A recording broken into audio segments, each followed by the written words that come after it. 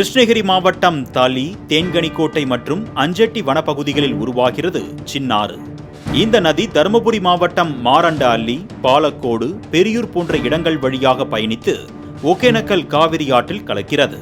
தருமபுரி மாவட்டத்தில் பாயும் 3வது பெரிய ஆறான சின்னாறு நல்லூர் ஊராட்சியில் அமைந்துள்ள தொல்லைக்காது என்ற இடத்தில் அருவியாக மாறுகிறது.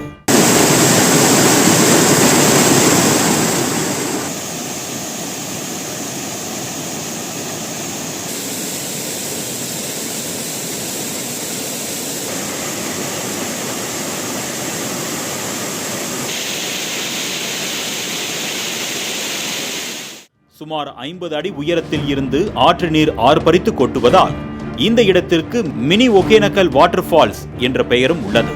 தொல்லைக்காது பகுதியில் மிகவும் பிரசித்தி பெற்ற பெருமாள் கோவிலும் ஈஸ்வரன் கோவிலும் அமைந்துள்ளன.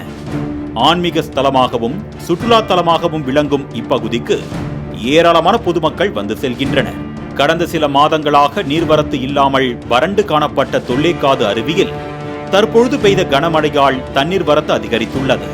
இதனால் பல்வேறு பகுதிகளைச் சேர்ந்த பொதுமக்கள் அருவியில் குளித்து உற்சாகமடைகின்றனர்.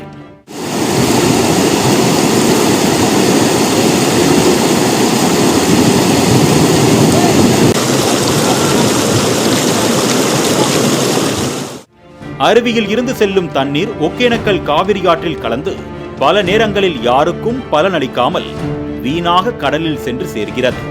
தண்ணீர் வீணாவதை தடுக்க சின்னாற்றின் குறுக்கே தொல்லைக்காது பகுதியில் தடுப்பணை கட்டுமாறு தமிழக அரசுக்கு விவசாயிகள் வலியுறுத்தி வருகின்றனர். புதிய தடுப்பணை கட்டுவதன் மூலம் சுமார் 10,000 ஏக்கர் விளைநிலங்கள் பாசன வசதி பெறும் என்கின்றனர் உள்ளூர் விவசாயிகள்.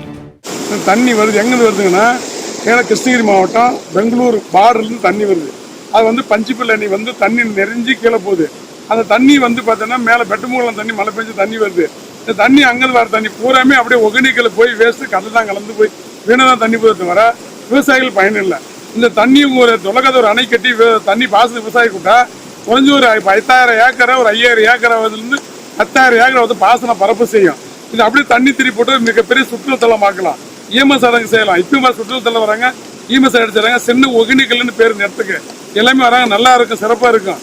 இது அரசு வலியுறுத்தி பல முறை சொல்லி பல முறையும் நேரடி மாவட்ட ஆட்சியர் பார்வையிட்டு மாவட்ட ஆட்சியரையும் பார்வையிட்டு செய்யலாம் நல்லா இருக்குன்னு சொல்லிட்டு போனாங்களே தவிர யாரும் நடவடிக்கை எடுக்கல.